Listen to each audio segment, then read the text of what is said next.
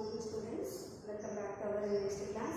Today's class will discuss direct sum definition based on that our theorems. Okay, see, first definition is direct sum. A vector space capital X is said to be the direct sum of two subspaces Y and Z of X if any element in capital X, that is if small x belongs to capital X, has unique representation is of the form x is equal to y plus z, where small y belongs to the capital Y and small z belongs to the capital Z. See here, what is the definition? The vector space capital X is said to be direct sum of two subspaces Y and Z of X if each x belongs to capital X has unique representation is of the form x is equal to y plus z, where small y belongs to the capital Y and small z belongs to the capital Z. And this symbolic, and it is denoted with in place of small x capital X, in place of small y capital Y. This is the direct sum symbol Z. So x is equal to y direct sum Z, symbolic representation. And Z is called algebraic complement of y in X, and y is called algebraic sum of algebraic complement of Z in X. Mean to say here y comma z both are algebraic complements to each other. Okay, y is algebraic complement of z in X, z is algebraic complement of y in X. Both are algebraic complements to each other. So every element has unique representation in this form. Then X is called direct sum of y and z. And this is the symbolic representation of direct sum. Okay.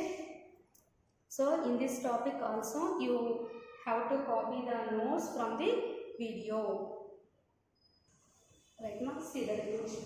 A vector space capital X is said to be direct sum of two subspaces Y and Z of X if for each small x belongs to capital X has a unique representation as x is equal to y plus z, where y belongs to y, comma z belongs to z, full stop. It is denoted by capital X is equal to capital Y direct sum z, where full stop.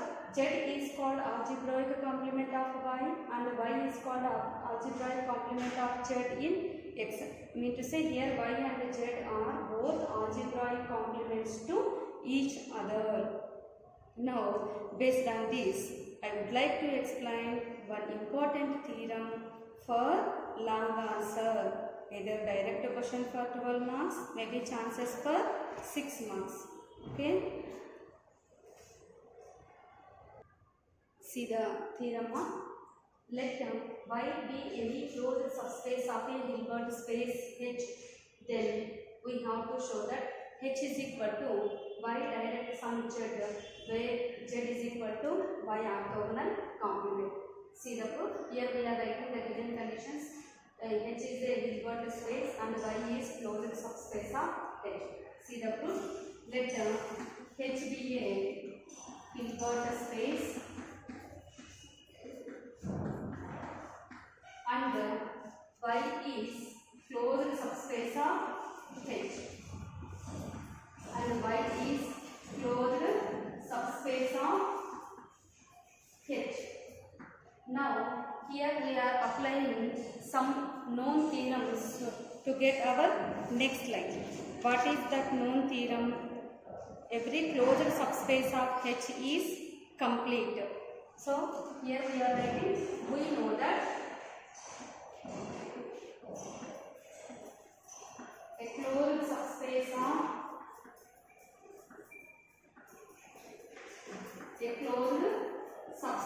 of Hilbert space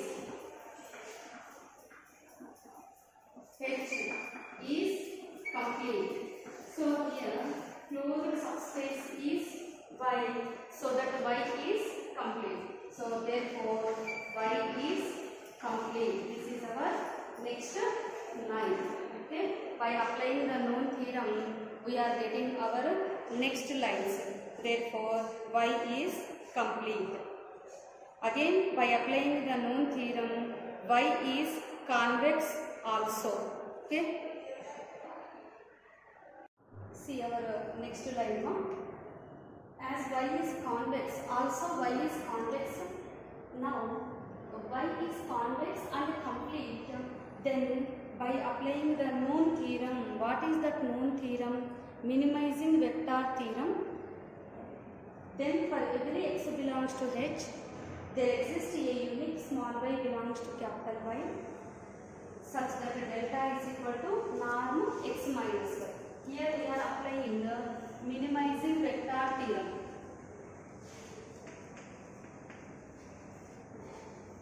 Minimizing vector theorem. See, this since parts only for your understanding purpose, no need to write in the exams. Okay. For every x belongs to H, there exists a unique y belongs to the y, such that delta is equal to norm x minus y. And y is complete, then z is equal to x minus y, which is orthogonal to capital Y. Which theorem here we are applying? Orthogonality theorem. Orthogonality theorem. By applying this, we got the above line, that is z is equal to x minus y is orthogonal to capital Y. Now this gives small z belongs to y orthogonal complement. Y orthogonal complement is nothing but z. Thus, using this one, z is equal to x minus y. From this, x is equal to y plus z, where small y belongs to capital Y, small z belongs to capital Z. Now, x is in which set H. So, in the next line, entire these elements can be replaced with sets. At that time, x is in the H, so that here H, y is in the capital Y. So, plus changes to direct sum z, where z is equal to y orthogonal complement. But by the definition of direct sum, here every element of H can be uniquely represented in this form. But here we don't know whether this x is unique or not. So go for our next line, uniqueness. Suppose x is equal to y plus z and x is equal to y1 plus z1. Later we have to show that y is equal to y1, z is equal to z1. Then this x will be unique. So where y1 y belongs to the y, z1 comma z belongs to the capital Z. Then here, if you are observing this term and this term, both terms LHS is equal, so that RHS is equal. Our next line is thus y plus z is equal to y1 plus z1. Now sending all the y terms of LHS on z terms to RHS.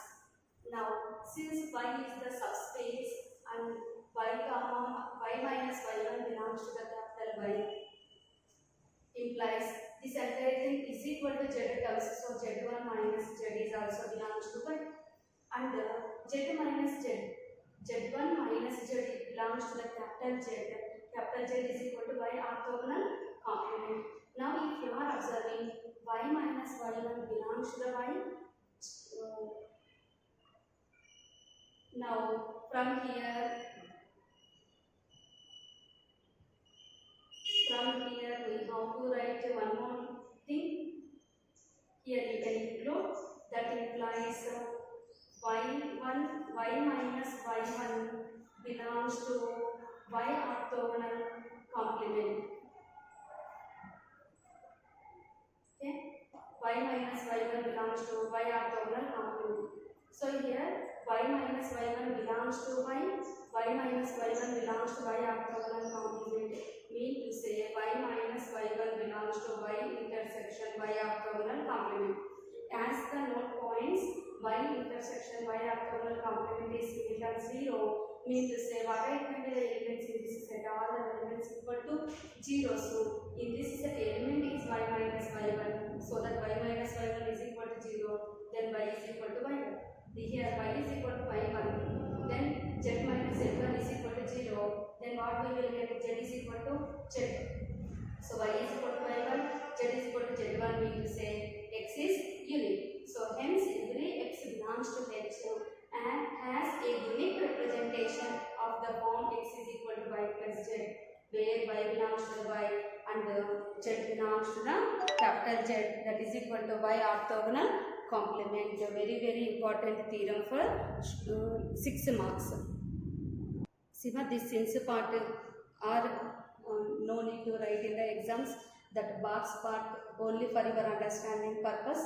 By using that theorem statements only we got our next lines. Okay, copy the notes from the videos. Based on this theorem you are having some note points, so next I will like to explain that note points. Okay now, see based on that theorem you are having some note points now. See our first note point. In the above theorem, y is called orthogonal projection of x on y. Okay, from the above theorem, y is directly called as orthogonal projection of x. Second, for each x belongs to H, there is a unique y belongs to the y such that x is of the form y plus z. This defines a mapping P from H to y defined by P of x is equal to y. Here, this P is called orthogonal projection or projection operator of H onto y. And this projection satisfies onto property. That's why this P is a projection operator of H onto y. Third one, this P is bounded linear operator always. Next, the fourth one is P by y from y to y defined by, the elements are defined as P of y is equal to y. If elements maps to the same, then it is called identity operator on the y. And the last one is P is idempotent. Idempotent means P square is equal to P. How can we say that it is idempotent? See the proof. P square x value we have to calculate. P square x can be written as P of Px. P of Px is nothing but y from that point. Py is nothing but y from the above point. Y is nothing but Px. You can cancel the variable on both sides. You get P square is equal to P. Once P square is equal to P, then P is idempotent. These are the note points based on the previous theorem. Next, I would like to explain very small and important lemmas, important for short answers. Okay now?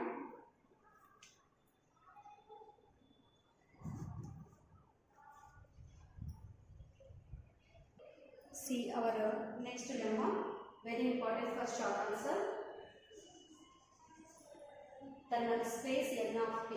Here, before going to take this thing, orthogonal projection P of H onto y. For this orthogonal projection, take the null space N of P is orthogonal complement. So, this N of P is orthogonal complement by orthogonal complement of closed subspace of H. So, here null space is N of P is equal to orthogonal complement is y orthogonal complement.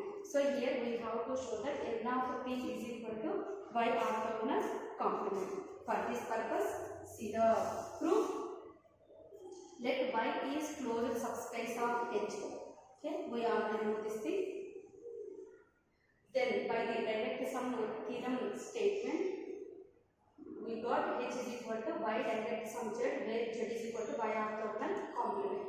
Next we are taking one projection P. Let P be the projection of H onto y. Then P by Z is one operator from Z to singleton 0. Then how to define the elements? P of Z is equal to 0. That is nothing but our text line. So once operator into variable is equal to 0, then that variable belongs to the null space of the operator.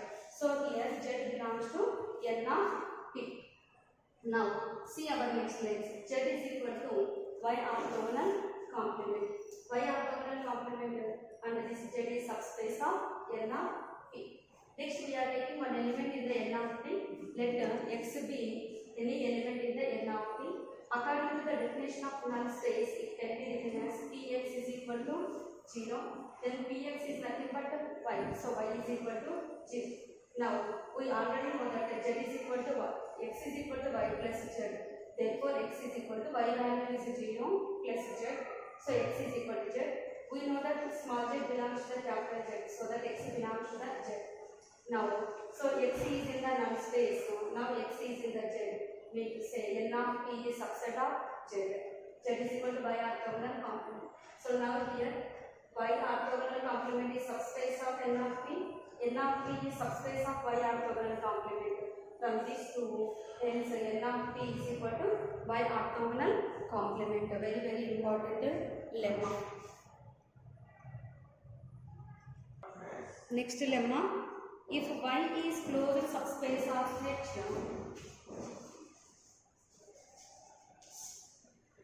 if y is closed subspace of H,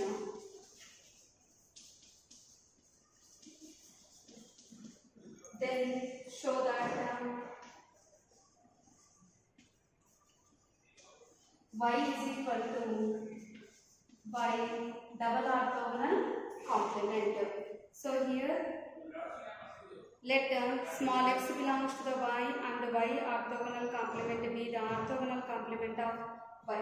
See the proof. Next line. Let small x belongs to h, small x belongs to the y, and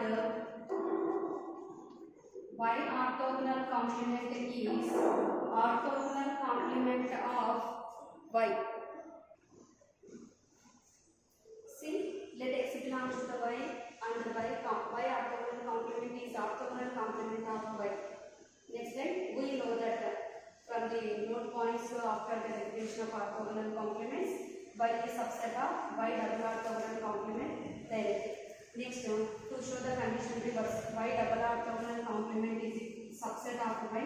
For this purpose, we are taking one element is in the y double orthogonal complement. Let x belongs to y double orthogonal complement.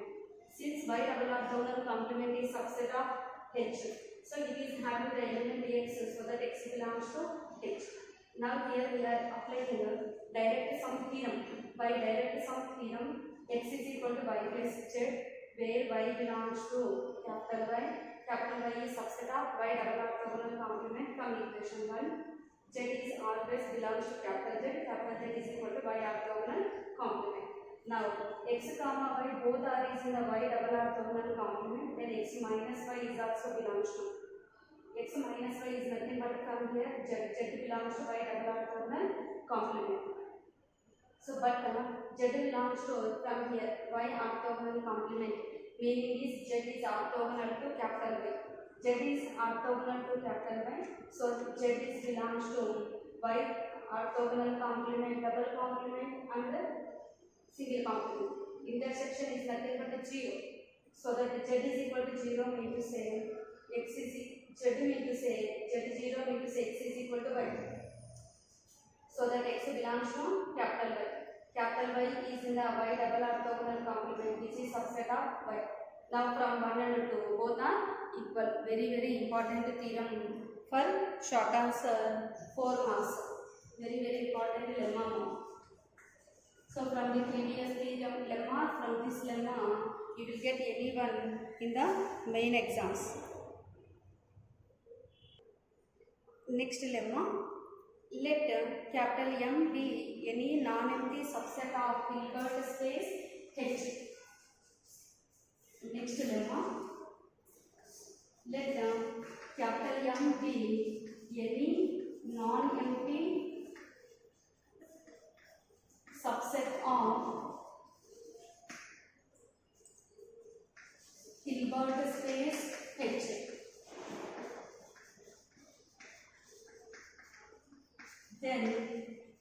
we have to show that the span of M is dense in H. The span of M is dense in H if and only if M orthogonal complement is equal to singleton 0. M orthogonal complement is equal to singleton 0. So here if and only if statement this is. First we'll prove the necessary condition, later sufficient.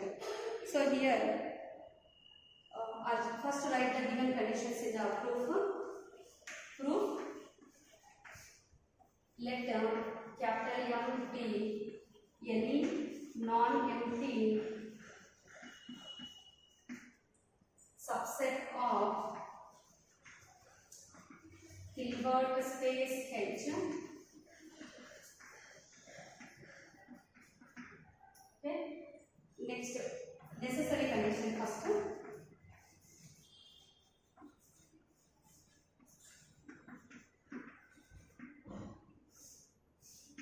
So necessary condition is, suppose span of M is dense in H. Suppose span of M is dense in H. Next, our aim to show that M orthogonal complement is equal to singleton 0. Okay. Now, instead of writing every time span of M, simply we have to take span of M is equal to V. Okay. So, our next line is let V is equal to span of M.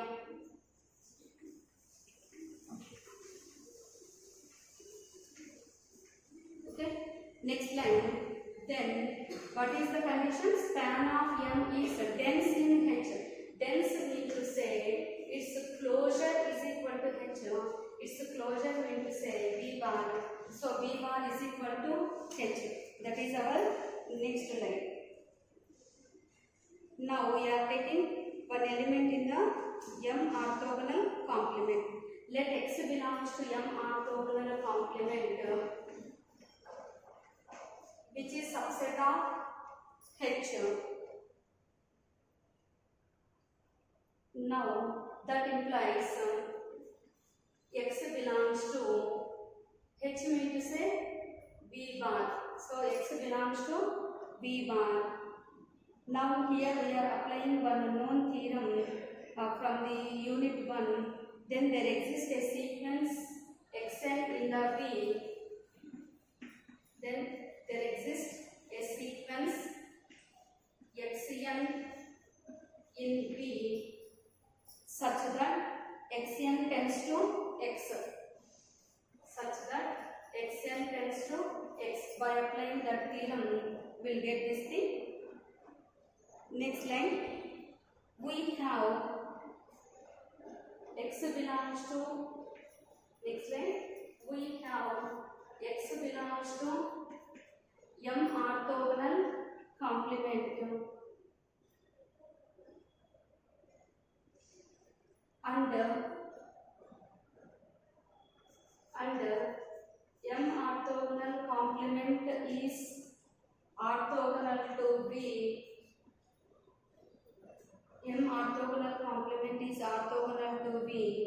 Then by the definition of orthogonal complement, we have to write V element is Xn, comma M orthogonal complement element is X. This entire thing goes to 0 according to the orthogonal definition. Now here we are applying one more known condition, that is inner product is continuous. Inner product is continuous.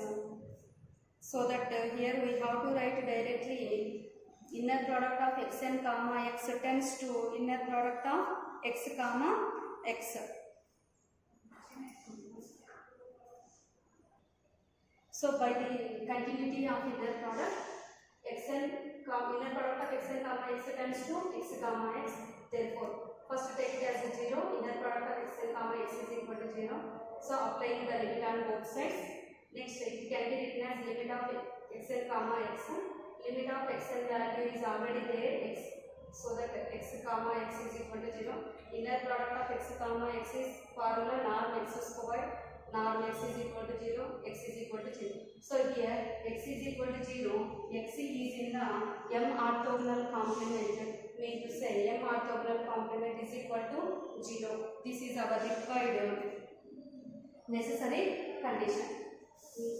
Next one, sufficient condition. Sufficient mean to say we can suppose the second one and show that the first one. Okay, here our supposition is m orthogonal complement is equal to 0 and our aim is span of m is dense in H. See our sufficient condition. So sufficient condition, supposition is m orthogonal complement is equal to 0. Our aim is span of m is dense in H. Before going to show that, we will show V orthogonal complement is equal to singleton field. For this purpose, we are taking one element in the V orthogonal complement. We have to show that this value is equal to 0. Then all the elements in this set goes to zeros. So x belongs to V orthogonal complement. According to the orthogonality definition, it can be written as x is orthogonal to V. V is equal to m, so that x is orthogonal to m. Now V is span of m. Mean to say this x belongs to m orthogonal complement. M orthogonal complement is 0. So x is equal to 0. So x is in the set V orthogonal complement. So V orthogonal complement goes to 0. Now V double orthogonal complement is equal to V orthogonal complement whole complement. V orthogonal complement is equal to 0. 0 complement. 0 complement is equal to full set always. So H. Now see the continuation. We have V is subset of V bar always according to the closure of a set definition. Now apply the complement on both sides. V bar complement. V bar orthogonal complement is a subset of V orthogonal complement. When we are applying the complement, it becomes reverse. Now for this line again we have to apply the orthogonal complement. V complement whole complement is a subset of V bar double complement. Okay, V bar is always closed. So that V bar double orthogonal complement is equal to V bar. Now, therefore, V double orthogonal complement is subset of V bar. From this entire thing is nothing but H. We already got H is subset of V bar. But V bar is subset of H. From these two conditions, V bar is equal to H. V bar is nothing but the span of M. Bar is equal to H. Mean to say is dense in the H. This is our required sufficient condition. So now with this theorem our topic is completed. In the next class I will start next topic, orthogonal sets and sequences concept. So now in this class we discussed so many lemmas. So in this lemmas based on the direct sum theorem and these lemmas, from these three you will get one 6 marks question and one 4 marks question guarantee for the main exams. So be careful while you are learning the proofs and practice the theorems without seeing the book. Okay, once again I am telling to you today's class 3 theorems are very important. First concentrate on the definitions. Automatically you will get the theorems. Without a definition you cannot understand anything. Clear? See, if you are getting any doubts while listening the videos, while writing the notes, you will get the doubts at the, we will clarify that doubts in the live class. In a week you have one live class. you will get 4 videos and 1 live class. In that live class we will discuss our doubts, and if you have any doubt regarding the subject or regarding videos or regarding the notes, everything I will be clarify in the live class only. Everyone must and should attend the live class. Okay, in that live class I will check your notes also. Is it clear?